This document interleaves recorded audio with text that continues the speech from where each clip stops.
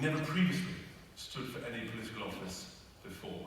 So before we welcome Mike Greene to the stage, let's just see him hopefully in action on the video. He didn't even know we'd made this video, but anyway. My name is Mike Greene, and I'm the Brexit Party Candidate for Peterborough. I moved to Peterborough when I was young, grew up in Peterborough and went to Bretton Woods School. I've built businesses in and around the world, but when I had my first child, I decided to move back to Peterborough, and I've been here for the last 20 years again, supporting charities, supporting young entrepreneurs at the Future Business Centre. I never wanted to get into politics, but politics is broken. Our Conservative and Labour MPs have lied to us and have betrayed us, specifically in the Peterborough area with Fiona Onasanya. I'm asking you on the 6th of June to vote for me, the Brexit Party, to get a politician in Peterborough that wants to work for you and is passionate about this wonderful city.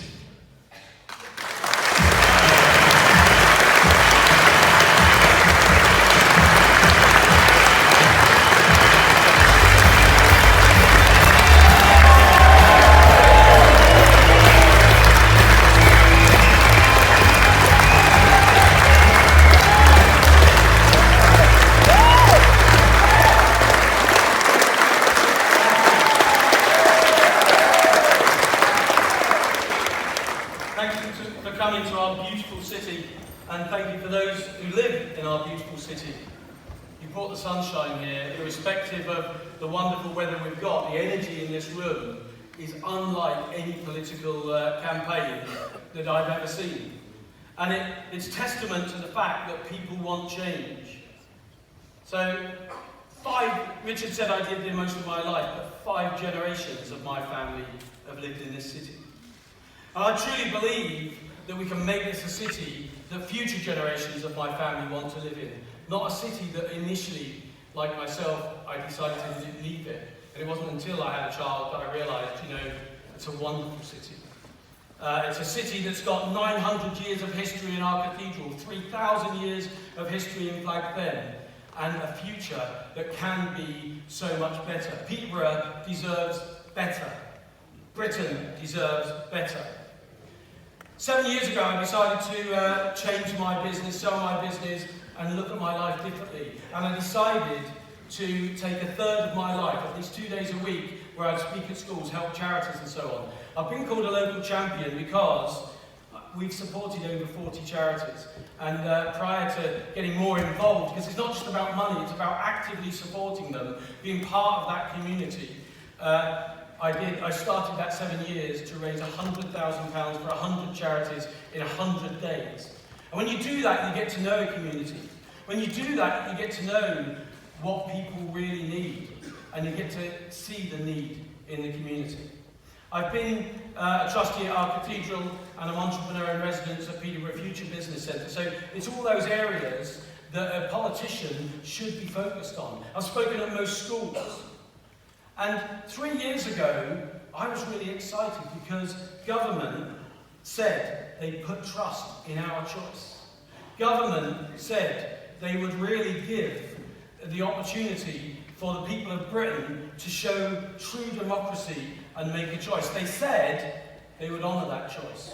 They said they would get that job done. They promised to get that job done. And they promised again and again and again over the last 3 years. But the job's not done. We've been betrayed, we've been deceived, and the trust in Westminster, in politicians, has been broken. Last week there was a vote, and Nigel, Richard, and the MEPs took a clear message to Europe, a clear message to the EU. And I believe they will get the job done in Europe.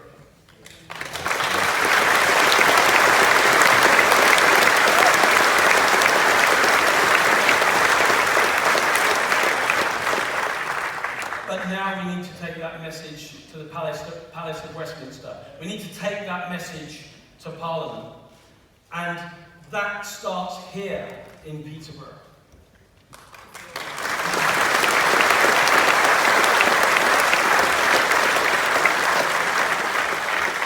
For me, the Brexit Party is the foundation of change for a better Peterborough, the foundation of change for a better Britain.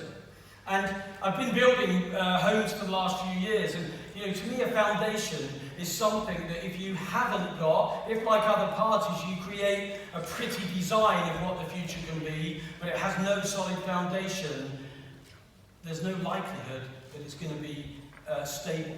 There's no likelihood that it's going to stand for long. And so to me, Brexit is that foundation. And people say, but what after Brexit?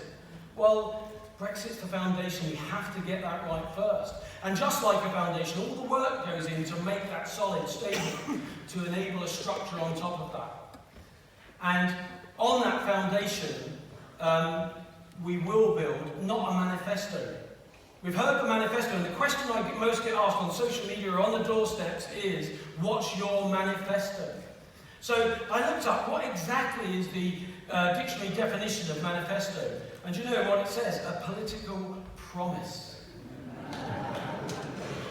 And we don't want a manifesto. One, because we believe it's come to mean political broken promises.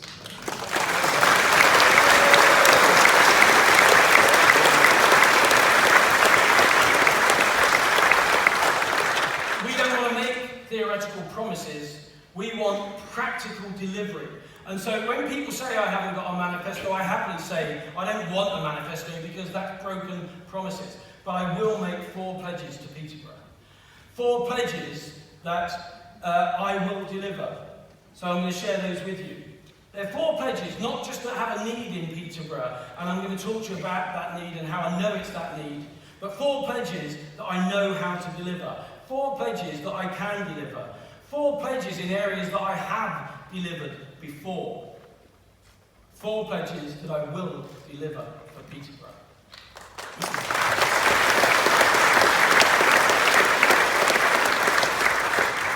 And what I know, if you look around the world, if you look at Peterborough, the UK, the world, success starts with education.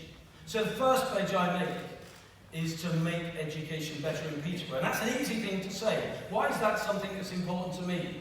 Well, my local school that I went to, Bretton Woods School, was once described by a leading Cambridge, she's head of curriculum for Cambridge University, actually, Diane Ray. She said, schools like mine were demonised depositories for social waste. And that's how some people think about areas of deprivation or areas of challenge. In Peterborough, they don't want you to know that our primary schools are number 1 education trust for primary schools out of, they're number 149 out of 149. Did anyone know that? The worst in the country. We're number 142 out of 152 secondary school education trusts. Jonathan Lewis, our education chief for the city, has put down in writing that Peterborough needs to accept it will never be in the top quartile of education. It shouldn't be in that job. We need people who believe in what they're doing and believe they can deliver the best for the city. And I've been agitating schools for years. I've spoken at all the schools locally. I've been involved with getting Peterborough University.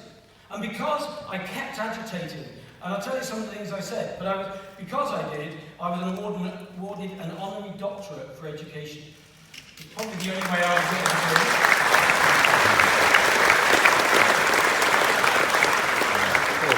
But some of the things I said about schools is, we need to find out what people's passion is. I sometimes use the example that if Mick Jagger was told by his parents, you need to focus on your maths and your English, forget this guitar thing, forget this singing thing, do you think he would be as happy? Do you think he would be as successful? Do you think he would have delivered inspiration and motivation and pleasure to people all around the world? We need to find children's passion, and we need to help them chase that passion down. Academia is an important part of it, but it's not just about academic subjects.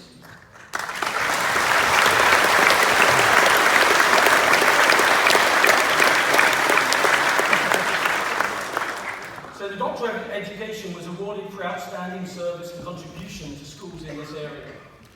I can do that job. I can make sure, and I can do that job better as an MP for Peterborough.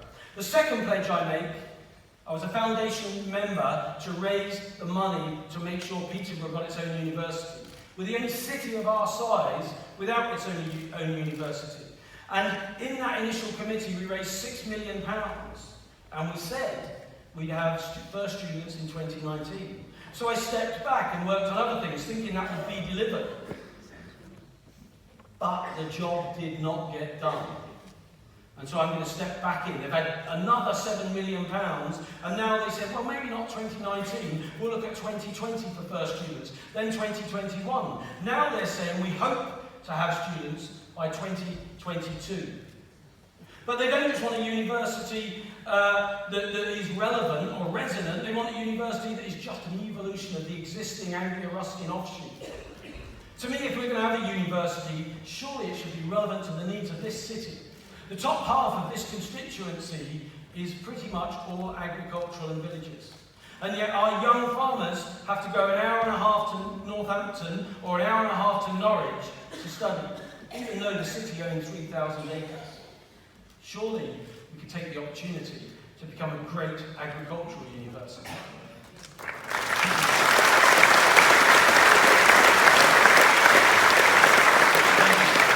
Just across the way here, there will be the first homes in England that have 1 gigabyte connection to each home. We have a great tech leap around this city that we don't use. Surely a university should look at tech and specialise in tech and excel in tech, rather than just evolve from the old. And we don't want evolution in this city, we want revolution in this city. The light bulb was never going to evolve from the candle, just as the car was never going to evolve from the horse. Sometimes you have to look differently and do it differently, and I would do the university differently to the way they look to do it.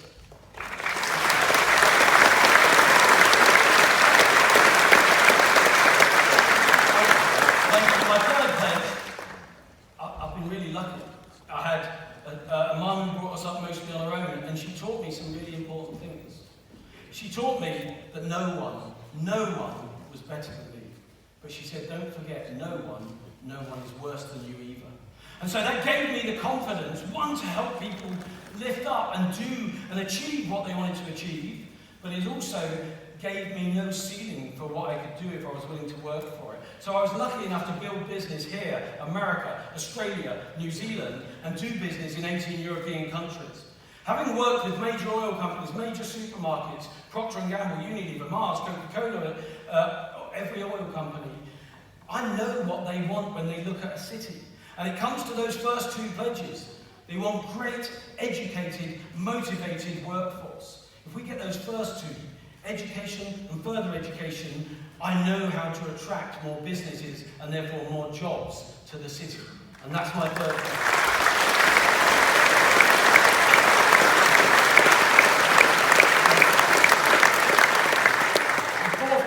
This city, I love this city. It's growing, it's one of the fastest growing cities in the UK today, and we have to build homes. We have to build, if you take the exact number, 942 homes a year for 15 years. So let's call it 1,000 homes. I'm currently in the process of building 200 homes. I know how to build homes. I know how to work with estate agents to say what's the demand in this area. Is it social housing? Is it different housing? Is it 1 bed, 2 bed, 3 bed? Is it apartments or is it homes? And primarily what we do is to repurpose other buildings. Rather than ripping up our countryside to build homes, to say there's an office block there that's not being used. There's a building there that's not being used. I know how to build homes. So those 4 areas, education, further education, bringing more business and jobs to Peterborough, and building the homes that we need for the future, are things I can do, are things I have done. They're not a pretty picture of a design that, or a belief or a manifesto, if you like, that politicians will tell you. But if we can build on the foundation of Brexit in Britain, in Peterborough, I can then build those 4 areas. The government promised to get the job done, as I said 3 years ago, but the job is not done. The job is not done in Europe. And Nigel, Richard and the MEPs will get that job done. The job is not done in the UK.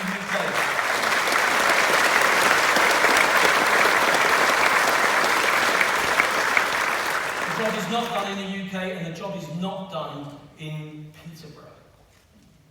The other candidates, by the very nature of being stuck in their ways, political parties with political lies in their manifesto, by the very nature, if one of those become the MP for Peterborough, they will become backbench whipping fodder.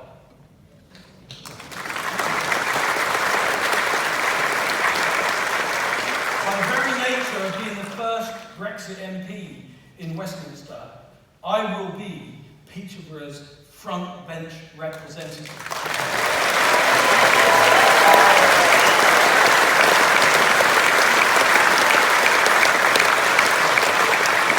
And I will be proud to be the Brexit Party's Westminster representative.